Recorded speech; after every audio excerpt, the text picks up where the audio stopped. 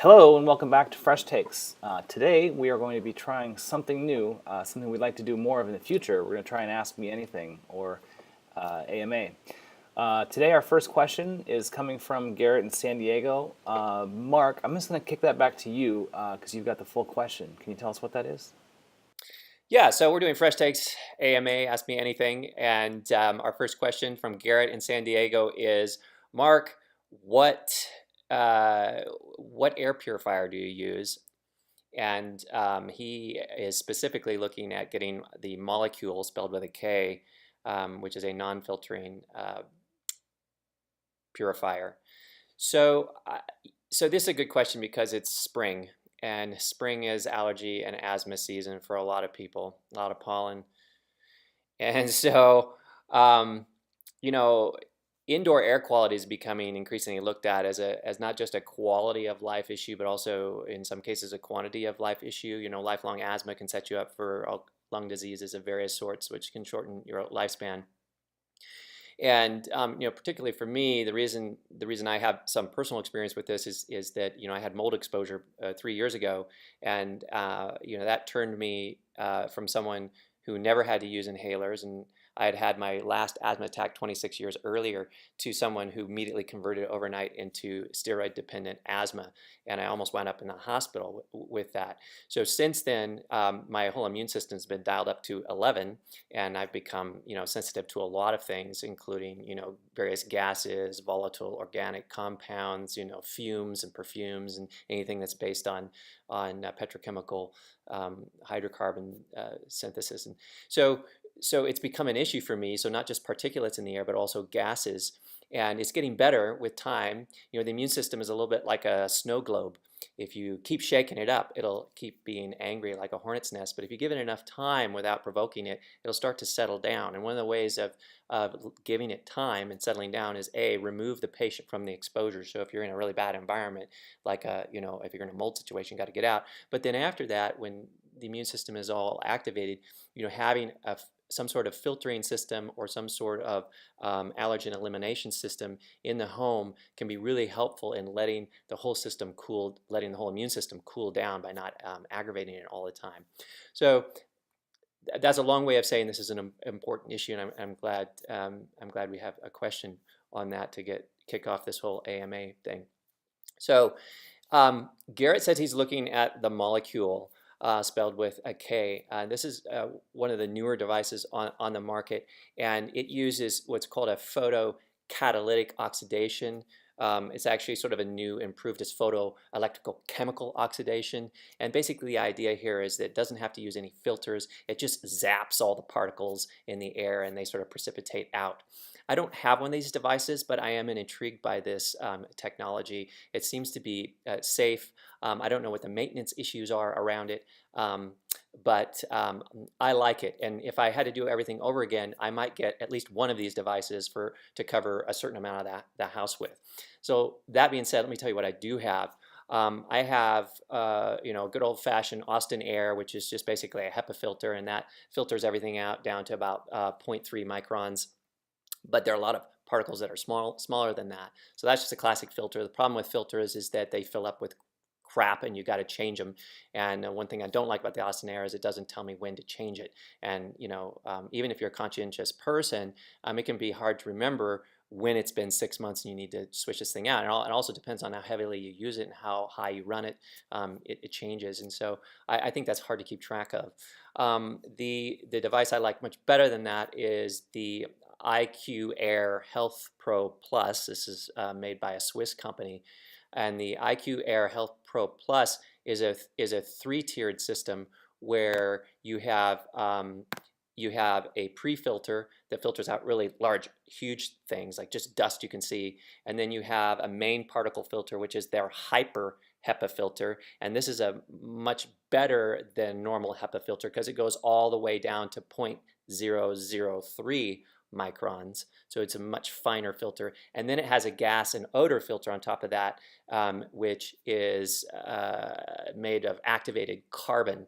And so the activation of the carbon just sort of allows it to make these gases inert.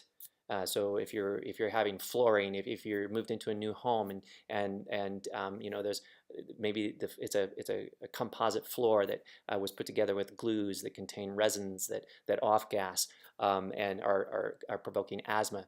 You know, this is a great thing because just a plain old HEPA filter won't do that.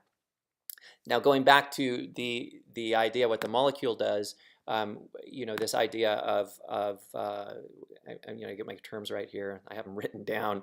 This photoelectrical chemical oxidation, you know, that it supposedly will take care of even odors and whatnot. So, what's the best answer?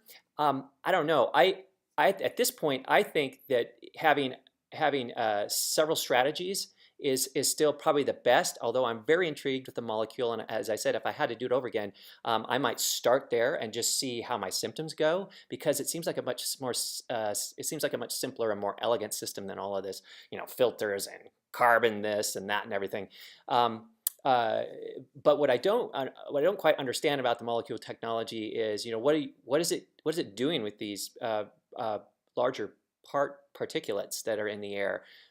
Are they precipitating out? Where do they land? You know, at what point do you need to clean those up? It seems like you would still run into these issues of like there are particles here. They're taking up physical space. I don't know how much you destroy them totally with this photoelectrical chemical oxidation, but it sounds like a great idea if it works, and I like it. So I want to support the idea of maybe starting there and then seeing how people's symptoms are.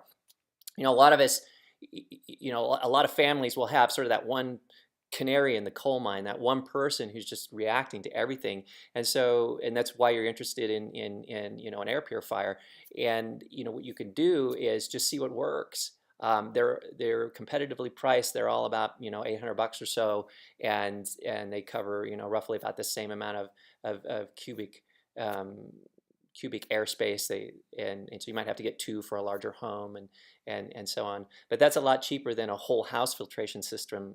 Actually, that sounds more like a water filtration system, but you know what I mean, a whole house air purification system, because those can be quite expensive and they stack in. And but that's also not a bad idea. You need some filters on your air ducts.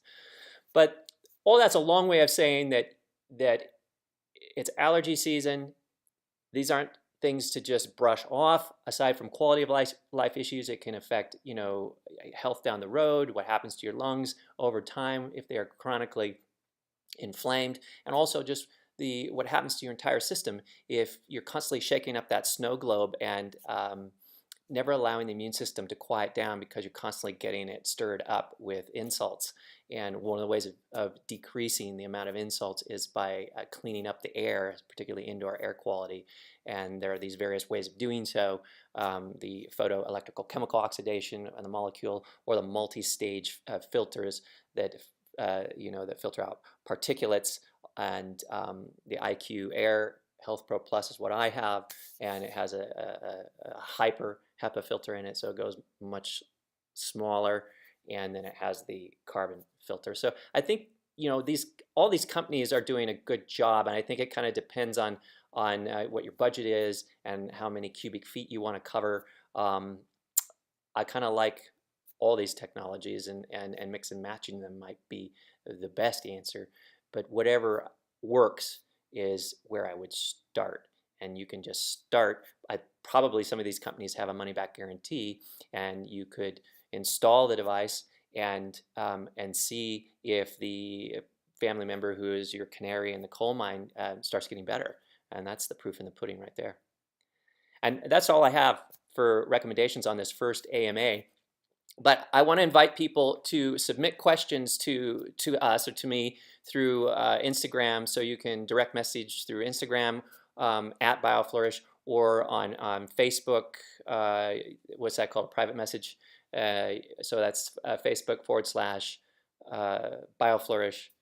And you can private message me there with questions. We'll try to do this once a week, and so as we collect more questions, these episodes will get a little bit longer, and it'll be fun. So that's it. Fresh Takes with Dr. Wagner, AMA, first of the bunch, one question. Thanks for the question, Garrett in San Diego. That's it. Yeah. Thanks a lot, Mark.